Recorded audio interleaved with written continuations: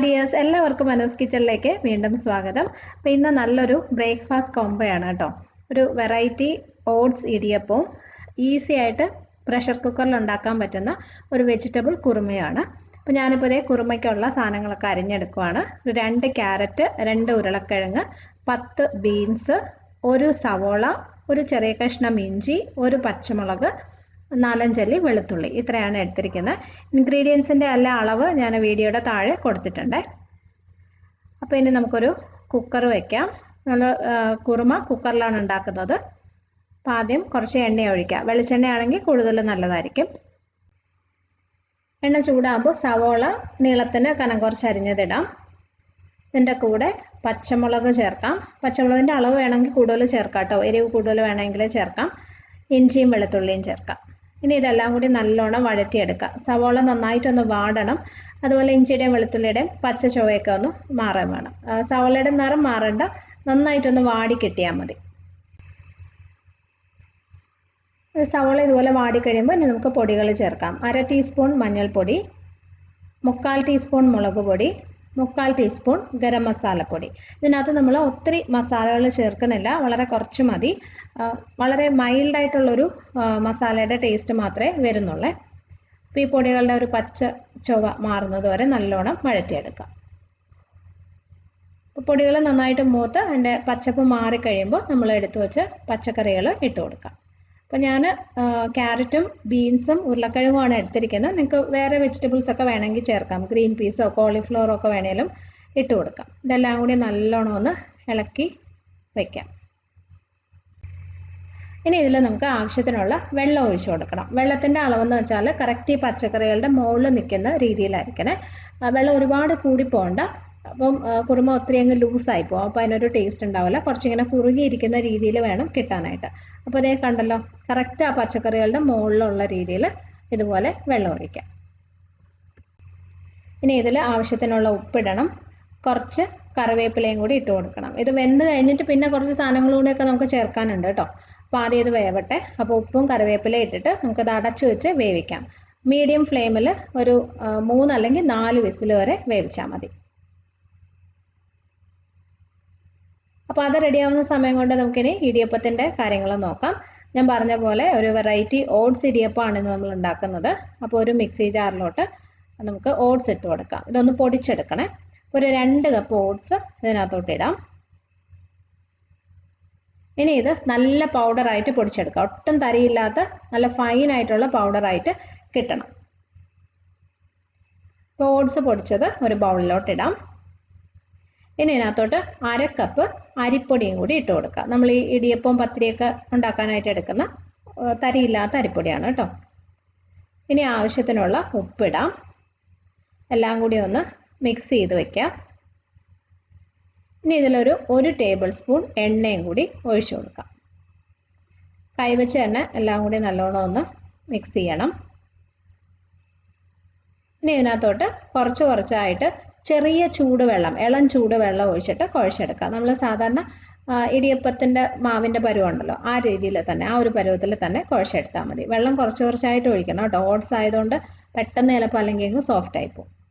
അപ്പോൾ അതേ മാവ് നന്നായിട്ട് കുഴച്ചെടുത്തിട്ടുണ്ട്. ഈ ഒരു പരുവത്തിലായിരിക്കണം, ഇടിയപ്പത്തിൻ്റെ മാവിൻ്റെ ഒരു പരുവത്തിൽ. നമ്മളിനി ചുറ്റിക്കുന്ന സമയത്ത് അഥവാ ഇത് ഇച്ചിരി കട്ടിയാണെന്ന് തോന്നുവാണെങ്കിൽ പിന്നെയും ഒരല്പം കൂടി വെള്ളം ഒഴിച്ചിട്ടൊന്ന് ലൂസാക്കിയാൽ മതി. പക്ഷെ ഒരുപാട് അങ്ങ് സോഫ്റ്റായി പോവാതെ നോക്കുകയും വേണം. പിന്നെ ഇത് റെസ്റ്റ് ചെയ്യാനൊന്നും വെക്കേണ്ട ആവശ്യമില്ല. നമുക്ക് ഉടനെ തന്നെ ഇടിയപ്പം ഉണ്ടാക്കാം. ഒരു സേവാനാഴി എടുത്തിട്ട് അതിനകത്ത് ഒരല്പം എണ്ണയൊന്ന് സ്പ്രെഡ് ചെയ്ത് കൊടുക്കണേ. കുറച്ച് മതി.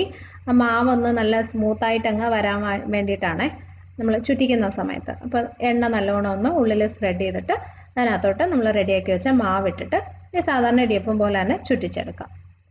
അപ്പോൾ ഈ തട്ടിൽ ഞാൻ കുറച്ച് എണ്ണ തേച്ചിട്ടുണ്ട്. പിന്നെ താഴെ ഇതുപോലെ തേങ്ങയും വെച്ച് കൊടുക്കാം.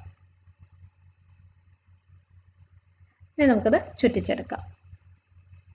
ഒട്ടും ഒട്ടിപ്പിടിക്കാതെ നമ്മൾ സാധാരണ അരിപ്പൊടി വെച്ചുണ്ടാക്കുന്ന ഇടിയപ്പം പോലെ തന്നെ വരും. പക്ഷെ ഒരല്പം കൂടെ കട്ടി ഉണ്ടാവും കേട്ടോ. എന്ന് വെച്ചാൽ നമ്മൾ ചുറ്റിക്കാനായിട്ട് അരിപ്പൊടി വെച്ചുള്ള ഇടിയപ്പമാകുമ്പോൾ നമുക്ക് എളുപ്പത്തിൽ ഇങ്ങനെ നല്ല ഒട്ടും കട്ടിയില്ലാണ്ട് ചുറ്റിച്ചെടുക്കാൻ പറ്റുമല്ലോ.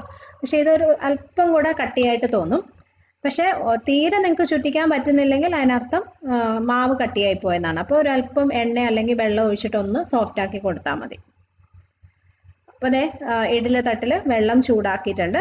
ഇതിനകത്തോട്ട് നമ്മളിപ്പോൾ ഈ ഇടിയപ്പത്തിൻ്റെ തട്ട് വെച്ച് കൊടുക്കാം. ഇനി ഇതൊരു 10 മിനിറ്റ് നമുക്ക് ആവിയിൽ വേവിച്ചെടുക്കാം. അപ്പോൾ ആ സമയം കൊണ്ട് നമുക്ക് കുറുമയ്ക്ക് വേണ്ടിയിട്ട് ഒരു തേങ്ങ അരച്ചൊരു പേസ്റ്റ് ഉണ്ടാക്കണം. അതിനായിട്ട് മിക്സി ജാറിലോട്ട് 2 ചെറിയ പിടി തേങ്ങ ഇട്ടു.